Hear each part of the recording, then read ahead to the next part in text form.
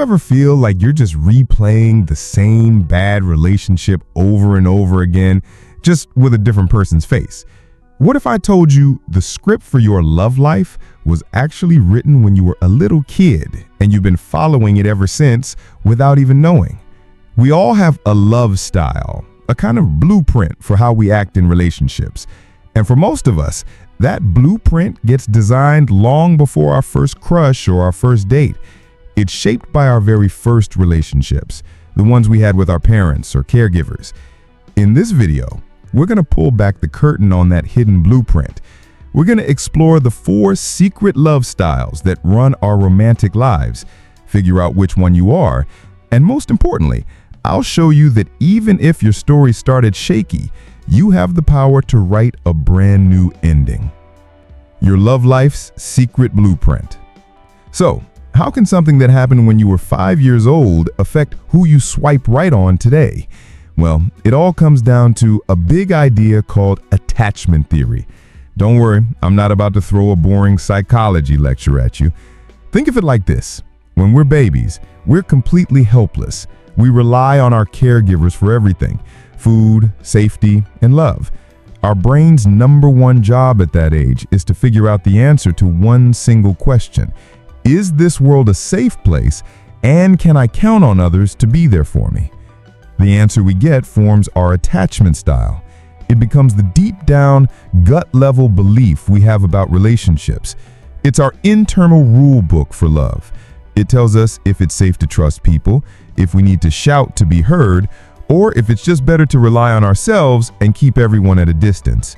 This rule book stays with us, and we unconsciously use it in our adult relationships, especially our romantic ones. A British psychologist named John Bowlby was one of the first to really dig into this, and his work showed that this early bond is one of the most powerful forces shaping who we become. Let's break down the 4 main styles that come from this. As I go through them, see if you recognize yourself or maybe someone you've dated. The secure style, the relationship you see in movies. Let's start with the one we all kind of hope to be. This is the secure attachment style. Think of a little kid playing at the park. They run off, they climb the slide, they explore, but every now and then they look back to make sure their parent is still on the bench watching them. They feel safe enough to explore because they know they have a secure base to return to. How it starts in childhood. A securely attached person likely had caregivers who were consistently there for them. When they cried, someone came. When they were scared, they were comforted. When they were happy, their joy was shared. Their emotional needs were met, not perfectly, because no parent is perfect, but consistently. They learned a simple but powerful lesson. I can trust people. When I need someone, they will be there for me. I am worthy of love and care. This creates a foundation of safety and trust in the world and in other people. How it looks in adult love. As an adult, this person's pretty chill when it comes to relationships. They enjoy intimacy and closeness, but they're also not afraid of being alone. They trust their partner and expect their partner to trust them. When a conflict comes up, they don't see it as the end of the world.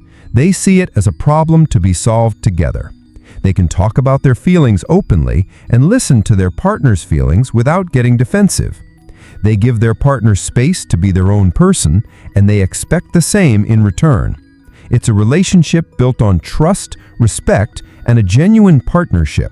They're not playing games because they learned early on that they didn't have to. The anxious style, the worried lover. Now, let's talk about the anxious style, also known as the preoccupied style. This is the person who feels like they are always one wrong move away from being abandoned.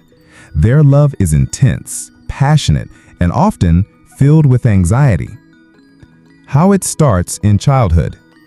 The child who develops this style often had inconsistent parents. Sometimes the parent was loving, attentive, and wonderful. Other times they were distracted, overwhelmed, or emotionally unavailable. The love was there, but it wasn't reliable. The child never knew which version of their parent they were going to get, so they learned that to get their needs met, they had to work for it.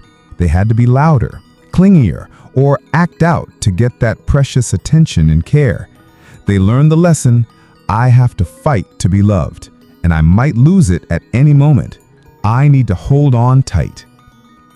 How it looks in adult love. In a relationship, the anxious partner craves deep intimacy and closeness. They want to merge with their partner, but at the same time, they're terrified of that person leaving. This creates a painful push and pull. They might need constant reassurance, asking things like, "Do you still love me?" Or "Are we okay?"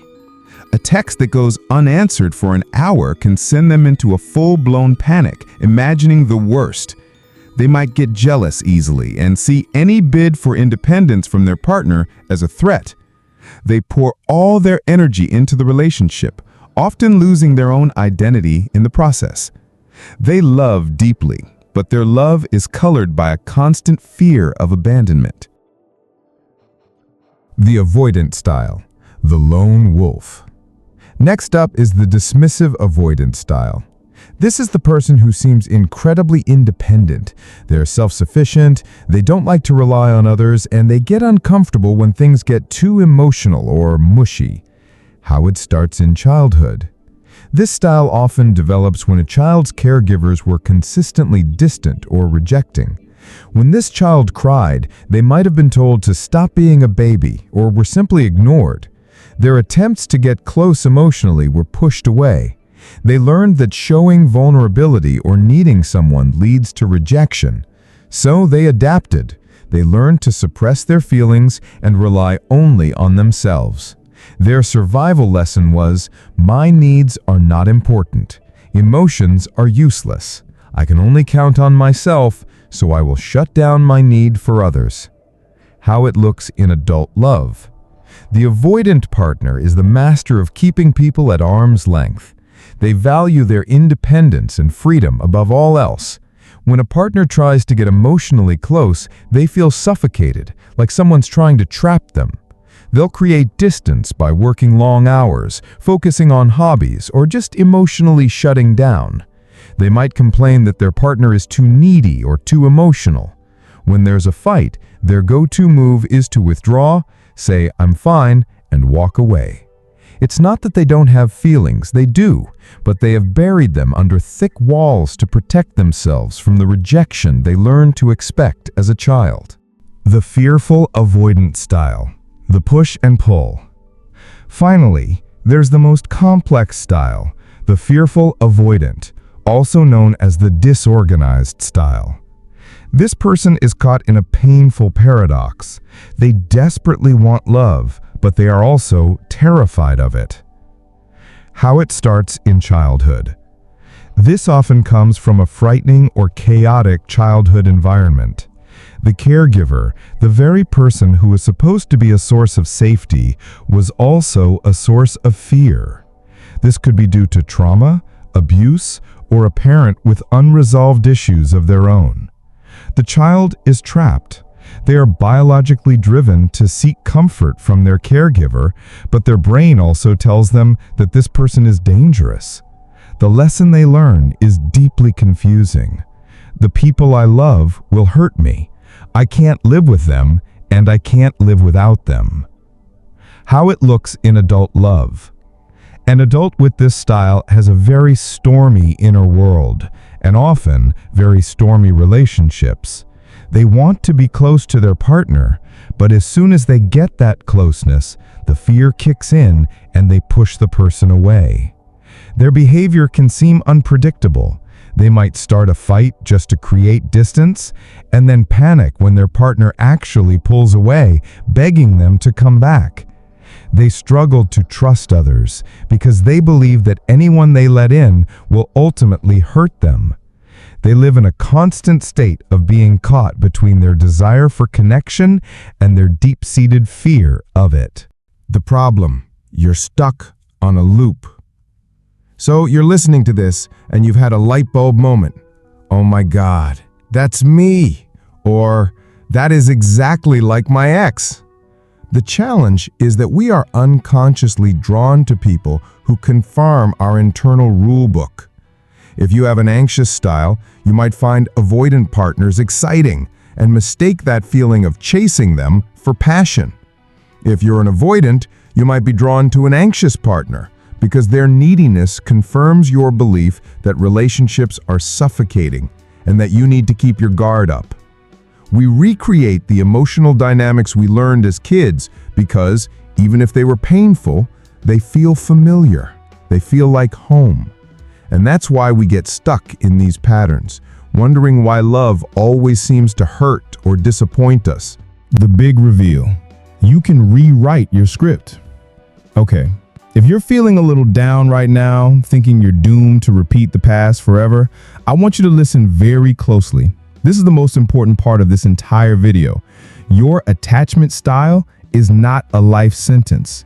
It's the first draft of your story, written in crayon when you were too little to know any better. You, the adult, get to pick up the pen and write the next chapters. Psychologists call this earned secure attachment. It means that even if you didn't have that secure base as a child, you can build it for yourself as an adult. So how do you do that? It starts with awareness.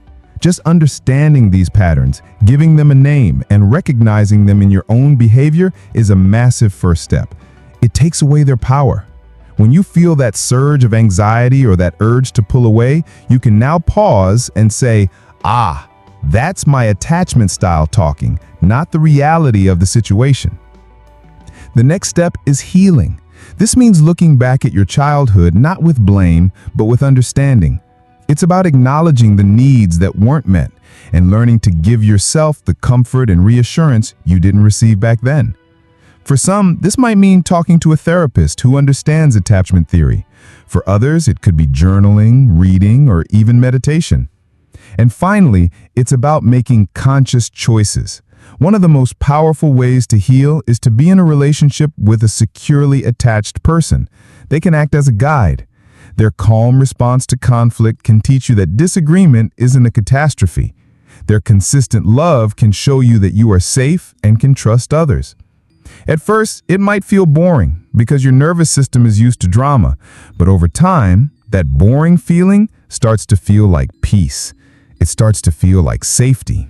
Your story, your ending. To wrap it all up, our childhoods hand us a script for love.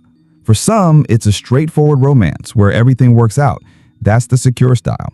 For others, it's a drama filled with worry and what-ifs. That's the anxious style. For some, it's a story about a lone hero who keeps everyone away, the avoidant style. And for others, it's a confusing story of wanting love and fearing it at the exact same time, the fearful-avoidant style. But knowing your story's beginning is not the same as knowing its end. Recognizing your pattern is the first step to changing it. You have the power to understand where your reactions come from, to heal those early wounds, and to consciously choose a different way to love and be loved. Your past may have shaped you, but it does not have to define your future. If this video helped you understand yourself a little better, subscribe to RainWish for more. Goodbye.